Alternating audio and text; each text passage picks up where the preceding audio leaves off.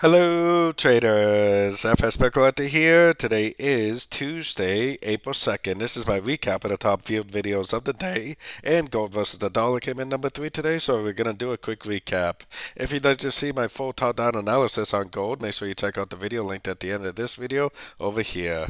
So gold really did actually just end up continuing the uptrend. If you watched any of my most recent videos, you know that I think this is a wave 3 of 3 on the much longer time frames. My target on gold is actually on the 2500 and maybe even higher than that. 2550 is around my target on gold.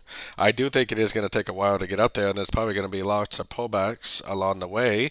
But for now, until I at least see a significant lower high or preferably a break of structure to the downside, I definitely would be focused on longs because, like I said, a wave 3 should be strong. A wave 3 of 3, especially on like the weekly and monthly time frames, should be a very strong uptrend. We are passing the 100% Fibonacci extension.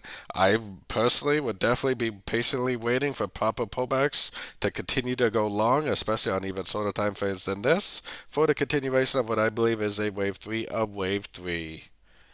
So don't forget to join my free Discord channel linked in the card up here above, and don't forget to check out my new website linked down here below. As always, thank you and happy trading.